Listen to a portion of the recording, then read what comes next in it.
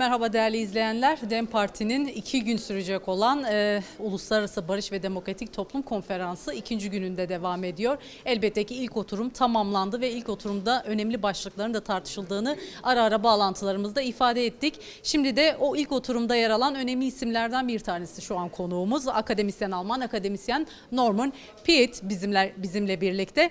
Kendisine elbette ki oturumda açtığı başlıkların birkaç tanesini sorma fırsatı bulacağız ve elbette ki bu süreci kendisi nasıl değerlendiriyor, nasıl yorumluyor onu soracağız. Welcome.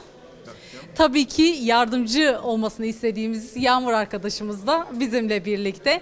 Ben öncelikle kendisine şunu sormanızı isteyeceğim. Kendisi oturumda bir tane başlığı açtı. Türkiye'nin demokratikleşmesi açısından köklerini aslında Öcalan'ın fikirlerinin köklerinin bazılarını bulduğunu artık ifade etti. Bu kökler neye dayanıyor? Önce onu sormakta fayda var. Kendisi nasıl değerlendiriyor? Çünkü Kürt Halk Önderi Abdullah Öcalan'ın fikirlerini kendisi de yakından takip eden isimlerden bir tanesi. Gelinen aşamada bir süreç yürütülüyor aynı zamanda. Bu sürece paralel olarak neler ifade eder öncelikle bize? Okay, I will try.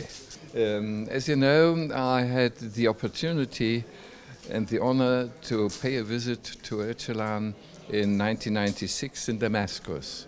And there the question was about the future of the armed struggle and of how to form a Kurdish society within Turkey or outside of Turkey. And those questions were absolutely modern in that time, but now they are overcome. The discussion has completely changed. And now this is a discussions about how to integrate the Kurdish people into a democratic state.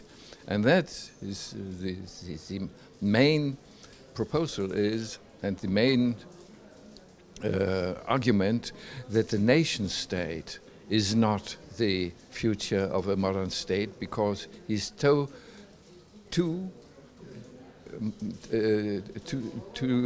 linked to the American and the European imperialism and to external hegemonic power. The only future of a modern democratic state is a separation, not separation outside, but inside the frontiers of the Turkish state, and the integrating of all people as a same level. Ethnic groups, religious groups, linguistic groups, they all have to be in power and to decide on political decisions at the same level. And that's the future, the decentralization of a state, of a modern state. And this is, I think, this is the main message of Öcalan today. When he delivered his speech, this freedom and peace speech in February 27, this was I think this was the core of his proposal that the future of democracy in Turkey is only with a division of power between all people at the same level. Only simply speaking. Hızlıca şöyle çevirmek gerekirse o da zaten söyledi, yani çok kapsamlı bir soru sordunuz. Ben de kısaca açıklamaya çalışacağım. Özellikle 1996 yılında Şam'da Sayın Öcalan'la tanışma, onu ziyaret etme şansına ve onuruna sahip olmuştum. Ve bu ziyaretimizde, bu tartışmamızda da mücadelenin geleceği hakkında uzun tartışmıştık. Hem Türkiye'deki Kürtler için hem de genel olarak Kürtler için nasıl bir toplumsal formun hayata geçirebileceğini, nasıl bir toplumsal formun örgütlenebileceğini tartışmıştık o zaman. Ama bugün bütün tartışmalarımız aslında bambaşka bir yerde duruyor. Daha farklı bir tartışma zemininde yürütüyoruz. Bugün özellikle Kürt halkının demokratik topluma ve demokratik cumhuriyete entegrasyonu ve bunun üzerinden bir tartışma yürütülüyor. Bunun kendisi de temelden zaten ulus devlet anlayışını sarsan bir yaklaşımdır. Özellikle Türkiye'de yani ulus devlet anlayışını sarsarken bunun Amerika Birleşik Devletleri, Amerikan ve Avrupa emperyalizminden aldığı gücü ve bağı göz ardı etmemek gerekiyor. Modern demokratik bir devletin geleceğinin de bütün halkların, bütün inanç gruplarının, bütün farklı toplumsal kesimlerin eşit düzeyde, eşit seviyede entegrasyonu olduğunu söyleyebiliriz dedi. Özellikle tüm halkların, tüm toplumsal kesimlerin ve grupların karar verme süreçlerine, siyasal karar mekanizmalarına eşit düzeyde katılımı ve beraber politik karar verebilme imkanlarıyla alakalı olduğunu söyleyebiliriz. Ben bugün Öcalan'ın özellikle 27 Şubat'ta yaptığı Barış ve Demokratik Toplum çağrısında modern devletin bu yönüne işaret ettiğini, bu yönüne çağrı yaptığına inanıyorum diye ifade etti ve Türkiye'de demokratik bir geleceğin tek en büyük kaynağının, en büyük imkanının bu gücün bölüşümü, halklar arasında, toplumsal gruplar arasında bölüşümü ve yani eşit seviyede dahiliyetiyle mümkün olacağını o ifade ediyor diye düşünüyorum. Ben de buna katılıyorum dedi. Bir de meselesini soralım o halde. Abdullah Öcalan üzerindeki tecridin artık kalkması gerektiğini ifade etti. Yani son bulması, sürecin daha sağlıklı ilerleyebilmesi adına hem bunun son bulmasını hem de bir geçiş yasalarına ihtiyaç olduğunu konuşmasının bir bölümünde bunu açtı aslında.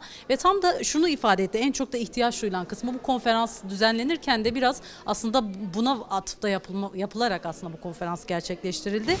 Kürt davası diyor daha fazla Kürt davası için daha çok mücadele edelim birlikte. Uluslararası dayanışmanın önemine dair kendileri neler söylemek ister? Kaldı ki 2 gündür konferansı da takip ediyor. Nasıl bir tablo ortaya çıktı? Son olarak da onu sorarsak. This is absolutely absurd and it is impossible to speak and to have consultation with a man in a prison. You can't speak on a equal level with a man who is facing a lifelong prison. This is absolutely inhuman, and there is no basis for a commitment to change the present situation. The present situation is to be changed, that the Kurdish people have their rights, their own collective rights within the boundaries of Turkey, and that they have the same rights. And you can't go in consultation with a man who is not free. He must be free. He has to have his surroundings, not only the private surrounding, but the surrounding of his political friends, who they have to consult each other, and so this is absolutely the first pace.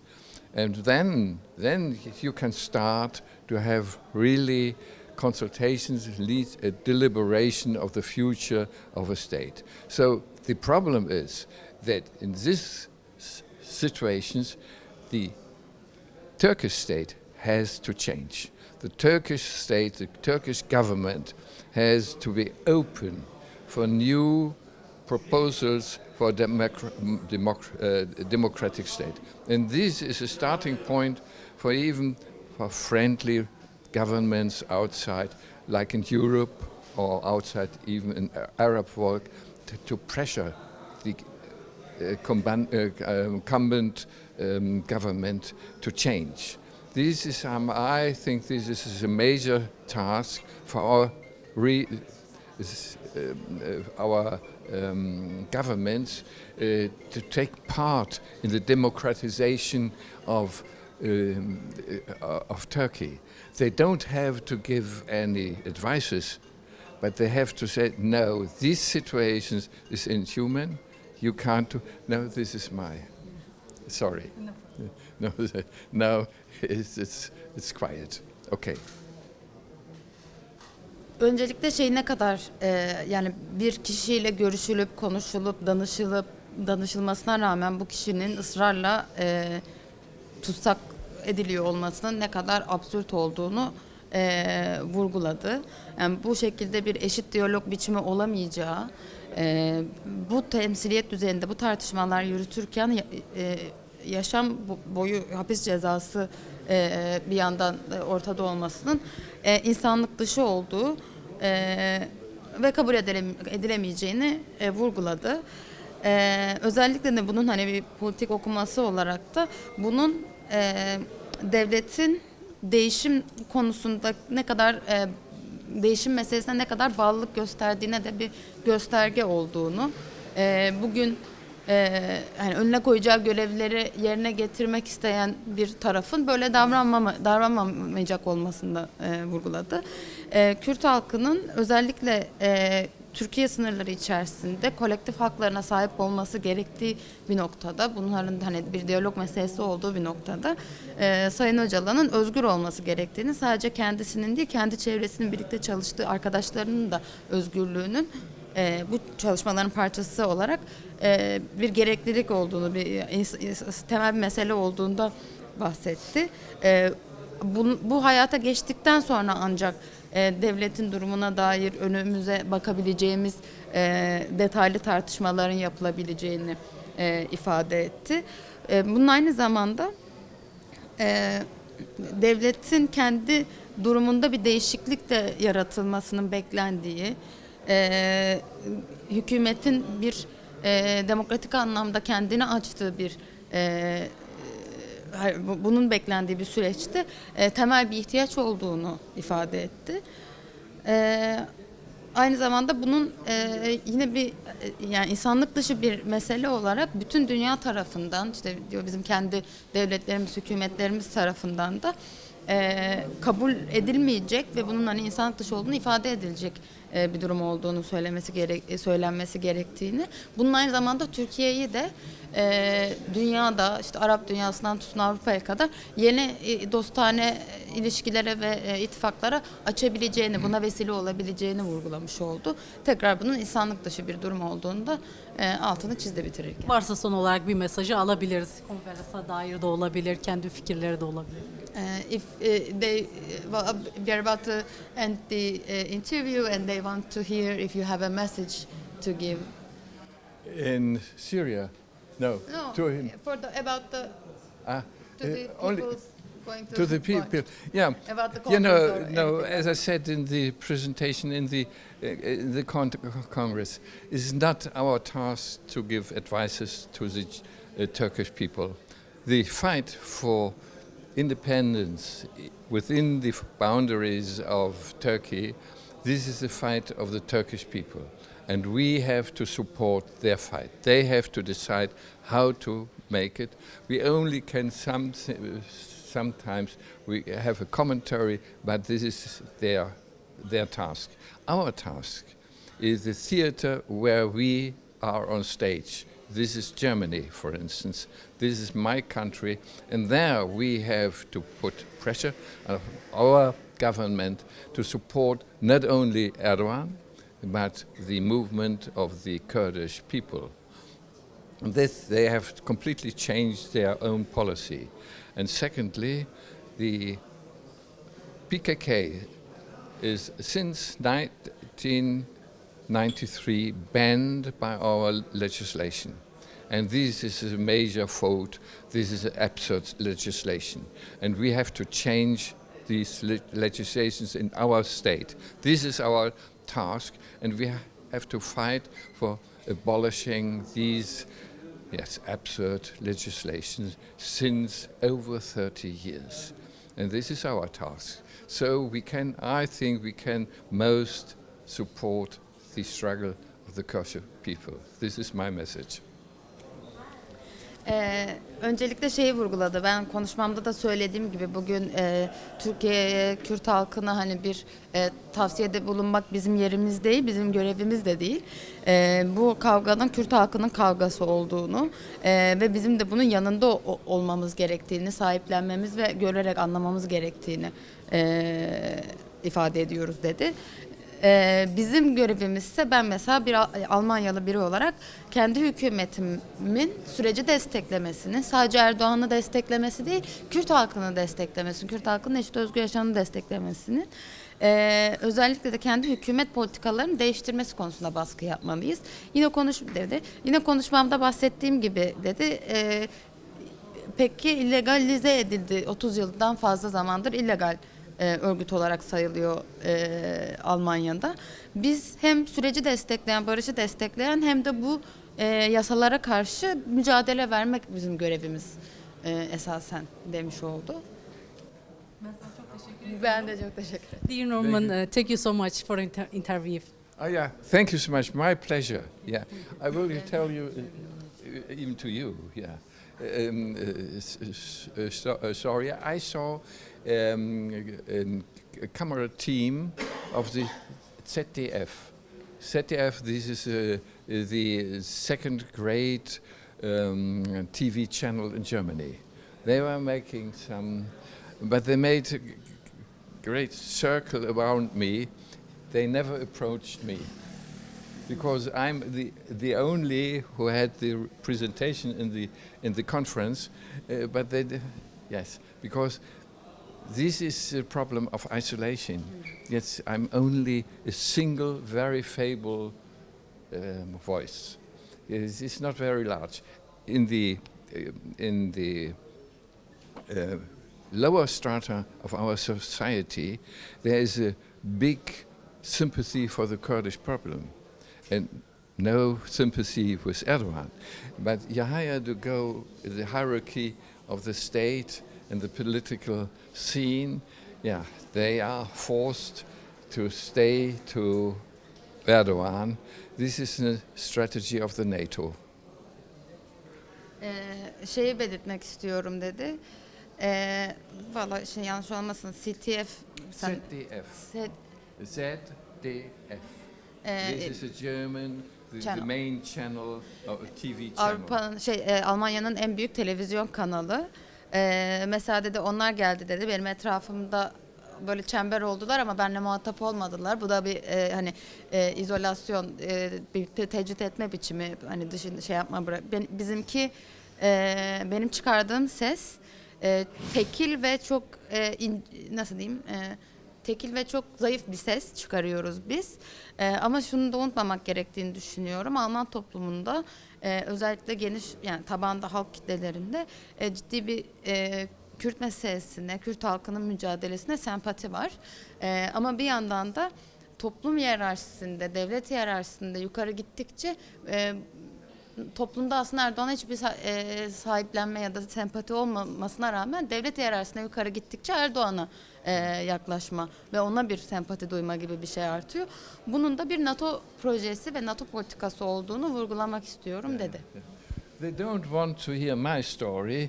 They make their own story. This is the press and the TV in Germany. Diyor orada basın diyor benim hikayemi dinlemek istemiyorlar, bana anlattırmıyorlar, kendileri hikaye kuruyorlar. Kısacası sanki şu oluyor hani burada da uygulanan bir ambargo var ya basın kanadından da her şeyi olduğu gibi yansıtmayan, gerçekleri hakikati dile getirmeyen, sanırım Alman basında biraz ona ambargo uyguluyor. Öyle anladığım kadarıyla ifadeleri.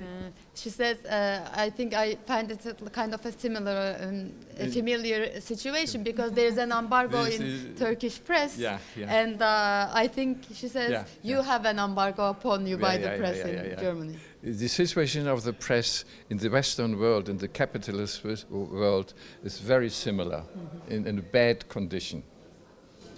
Avrupa'da da Batı kapitalist dünyasında da basına yönelik baskı meselesi çok yüksek ve çok kötü durumda aslında basın özgürlüğü. Çok teşekkür ediyorum. Dear Norman, again thank you so much. Thank you.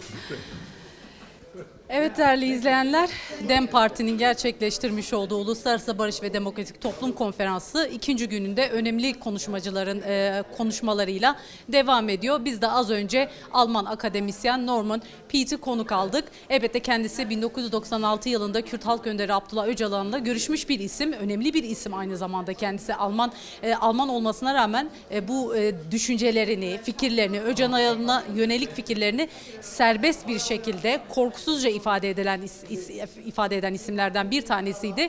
Bugün de bu konferansa eşlik ederek fikirlerini bizlerle paylaştı. Biz de onu kısa bir süreliğine de olsa konuk aldık.